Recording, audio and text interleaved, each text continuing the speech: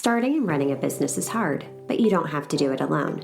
Whether you're an established business owner or thinking about starting a side hustle to earn extra income, I am here to teach you how to show up as your unfiltered self, level up your business, and thrive as a mompreneur. Let's embrace the chaos and start enjoying the journey together. I'm Amy Traw, and you're listening to the Motivated Mompreneur Podcast. Welcome back into the Motivated Mompreneur Podcast. I am joined today by Staci Millard. She owns her own coaching business and also Love Powered Co. Staci, welcome in. Thank you. I'm so excited to be here. I'm so excited to chat with you today. So before we dive in, would you mind sharing a little bit more about yourself, who you are, and what you do? Yeah, absolutely. So I am a CPA by trade. I spent 15 years in accounting, watching the behind the scenes of small businesses. And I became obsessed when I got to see more of how they gave back to our community and like they really are the backbone. And after a long career in accounting, I fell out of love with taxes, but in love with small businesses. So subsequently sold my accounting practice and went all in on mentoring small businesses. But one of the things that entrepreneurship led me to is a lot of personal development and self-growth. And just a few months ago, 6 months ago, I noticed that a company called Love Powered Co., which focuses on affirmations and mindfulness for women and children and families, was for sale. And I just thought this is such an amazing opportunity to bring my small business knowledge to have even more impact on the world in a way that, you know, I'd already been in that personal development world. So now I do both. That's incredible. So Yeah. I love how you talk about the mindset piece and the personal development, because honestly, as a business owner, I think that's more than half the battle. Absolutely. It's funny because I went into personal development more as a way of like, okay, this business is hard. Even though as an accountant and went to business school, they don't teach you how to do business in business school. So I was looking at it like, this is not the fun I thought it was going to be. And the very first thing I thought was like, if I could get more done in a day, then this would be easier. So I actually went into like, okay, productivity. And then I thought maybe if I'd be happier. So I built so many of those skills. And how I look at mindset now, 10 years later, looking back on like, what would I tell a starting out entrepreneur or somebody in the thick of it, is that mindset is like the long game. It's like something you have to do in incremental pieces every single day. You can't just go to a conference and think everything's going to change, but it is also not, it's not something it's one time. You have to kind of build on it every single day for probably the rest of your life. And it gets to be fun. So it is really interesting too, diving into the personal development piece, because it is a long game. You know, you look back at your journey and you're not the same woman you were 5 years ago, 3 years ago, even 1 year ago. I mean, I know for me, that personal development and self-awareness were game changers in my business. How has personal development helped you in your business? So I think it lays a foundation, because anytime you're even trying to follow a strategy or a tactic, which oftentimes like that's what we're seeing sold is like, do this and you'll, get this much money, kind of, you'll have this kind of success. Well, to implement it, you really have to be in a state of mind where you understand yourself, you understand your team, how your nervous system is even reacting to the advice that you're given. Can you apply it? So it gave me an understanding of me and an understanding of the mindset and how I could look at things positively and with that growth sort of view. And then I could apply all the tactics that I saw.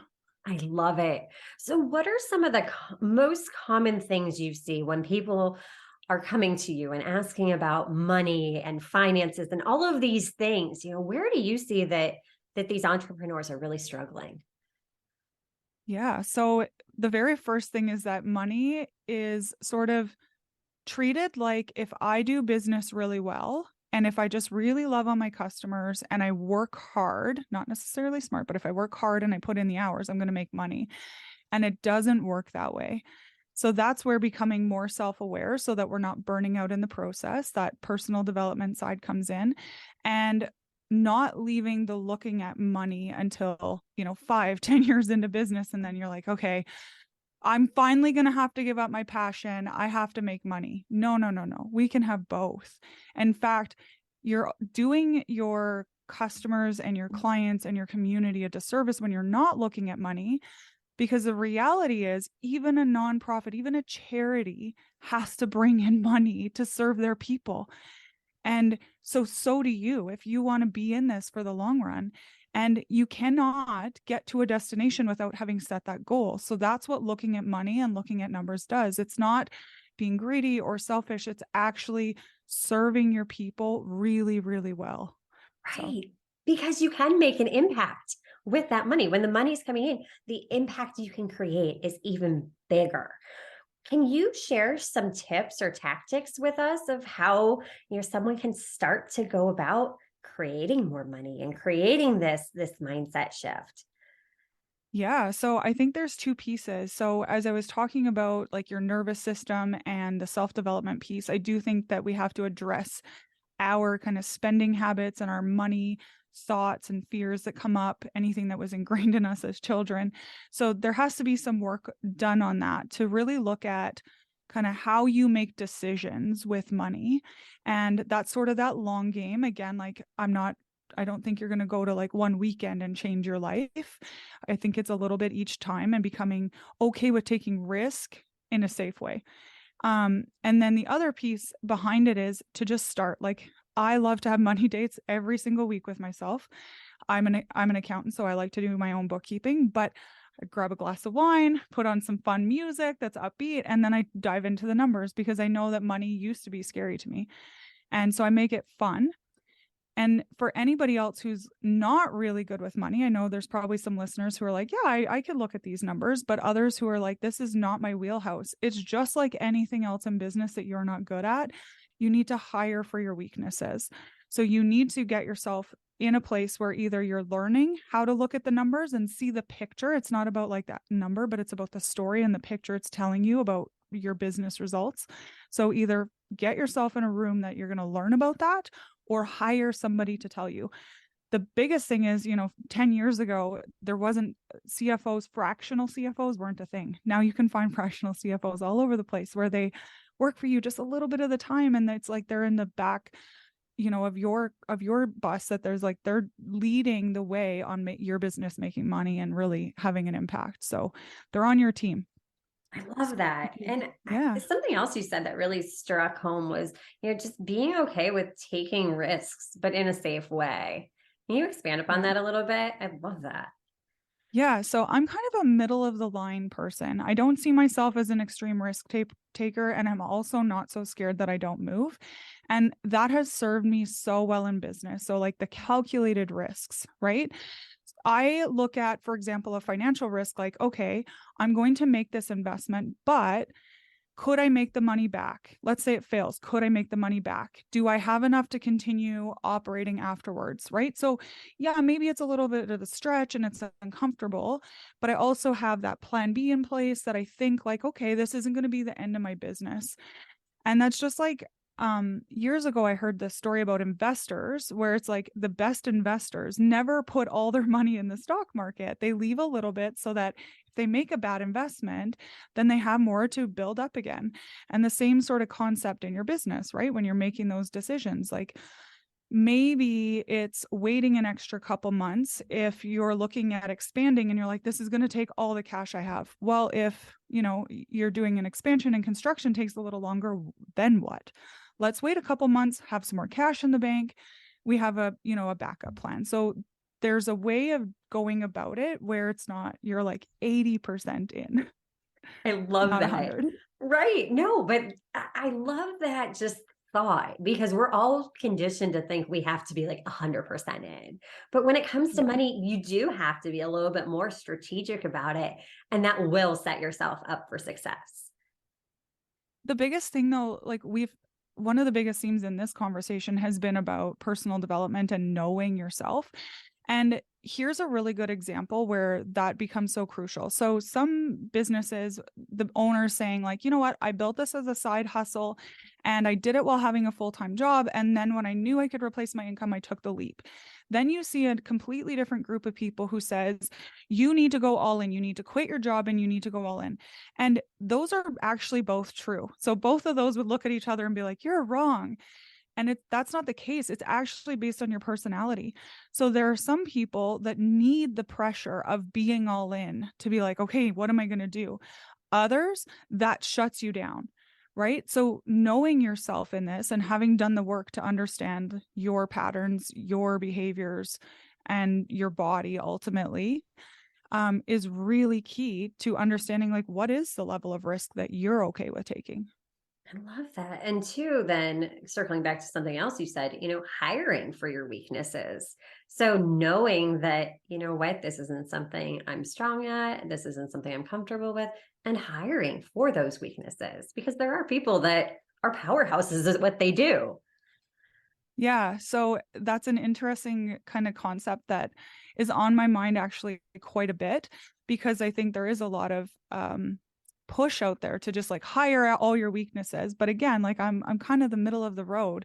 If you can buy back your time, if you know you're gonna either buy back energy, so you're completely tapped, you're not doing business well because your nervous system's not regulated, you're not getting any break, you will actually operate better and more efficiently by hiring out some of those tasks, right? But the flip side of it is, I am also not one to ever push people to like, okay, go hire all the things. And then they're sitting there twiddling their thumbs, like, okay, I have nothing to do. Or I can't make that money back. I'm running out of, now I've used so much cash to hire all these people that I can't invest in what I actually need to do for business. Right. So that's that calculated risk where it's kind of middle of the line, not any extreme. Love that. Do you find that the scarcity mindset plays into a lot of the issues we have with money in general? Yeah, absolutely. And it's funny because even the overspenders tend to be, it's a scarcity issue, whether you're overspending or underspending. Um, and that, that's a lot of self-reflection to get past that, understanding where it came from, and then being able to almost like without getting into therapy, like reparent yourself and be like, oh, I see maybe this situation now for more than what it was. Maybe you see other possibilities, things, you know, doing some of that inner work on why do I think there's scarcity? Yeah. Are there any other strategies that you can share with us that you use on a regular basis with your clients? Yeah. So, especially with moms, the very first thing that I make all of my clients do is address that they want to have an income. The number of women who think, I'm going to make money and then I will pay myself, it feels like such a disservice to you and the business. Because if you're not getting paid, let's be honest, at some point you're going to give up. You're going to have either internal feelings about, I'm not being recognized for my effort, or somebody in your life is going to start putting pressure on you for doing all this work and not getting paid for it. And so the very first thing I work with all of my clients on is setting an income target for them that really feels like that energy exchange works. This is what I'm putting into the business. This feels like good payback. And then if the business isn't at a stage yet to pay them that, then we work on creating ways to like, okay, well, what would we have to do? Maybe it's expanding product lines, having more to offer. Maybe it's cutting out things that they're spending time on that doesn't really work. But once we have that target in place, then we can actually look at what's gonna get us there. But without that picture, we just stumble around for years. Yeah, exactly. You're essentially reverse engineering it, because we do all want to have that income, but it is so common that the money and paying ourselves is an afterthought. Yeah, absolutely. And the feelings that surround that, there can be a lot of guilt with it too. Do you see that with your clients? Yeah, because we're taught, especially with small businesses where we are serving customers, so we're so focused on the service that we give them and a lot of the time the mission, that we almost have this sense of guilt. And I think that's probably, a bigger discussion, like where all that guilt comes from, but a lot of guilt with women and making money. And you kind of see like the two extremes where there's a lot of people who fear making money, and then there's a small percentage of women who are just like, that's it, I'm going to blow it up, I'm going to make billions, and probably nobody really in between. Yeah, yeah, So yeah. absolutely. That's so true. And one other thing you had mentioned was just getting in the room. You can learn what you need by expanding your thoughts, expanding your horizons, asking for help. And that can be hard to do. as a business owner? Yeah. So I told you that I kind of started like, how can I be more productive? So one of the very first sort of courses I took was from Brendan Burchard. He has High Performance Habits. But what I learned is that he actually mentors so many of the thought leaders like the Mel Robbins and the Jay Shettys of the world, and that trickles down. And one of the things he said in the first training that I had taken from him was that he is purposeful on what he is learning and what he's doing. So he actually looks at his business and he says, what do I need to learn next? And sometimes that's like a gut feeling. So we may be acting on that pretty accurately. And other times we are just literally acting on whatever Instagram is like, hey, this is going to make you money. So we think we're going to go with it. But having that really purposeful view on like, what do I need to learn? Where do I need to be? Like, what kind of people do I need to be around? That is really that first building block. And then you'll see, like, at least in my business, I look at, okay, well, who do I need to be around next? How do I amplify my mission? How am I going to get this out there more? And what do I specifically need to learn? And then that's who I invest in, not somebody who just says, I'm going to get you to this end point, because that may or may not fit my industry, my customer. It may not fit my working style. So I'm more focused on learning the skill than, qualifying somebody just based on like, okay, we'll make $1 million this year. Exactly. And when you do become strategic like that, that's where the real impact starts taking place and change. And then you do start to generate revenue when you can have the self-awareness to realize, okay, here is what I am strong at. Here is where I need help. And yeah, I love everything you just said. Yeah, thanks. It's, I mean, 10 years in business. So Yeah. I don't say anything lightly. Exactly. It all comes from a Stacy, lesson. yes, Yeah. Stacy, this was a great conversation and so much value that you shared today. Where can we learn more about you? Yeah. So I am on Instagram at Staci, Staci.Millard. And that is where you'll find so many of the business tips that I put out. Also, the School for Small Business podcast, where super actionable advice. And if you're into the mindset piece and you really want to learn how to have that with your family and have that easier lifestyle, then Love Powered Co is Love Powered Co on Instagram. Love it. Thank you again so much for taking time out of your busy schedule to share value with our community. Until next time, stop dreaming and start taking messy action. You've got this. Are you loving what you're hearing? Do us a favor and hit that subscribe button so you don't miss an episode.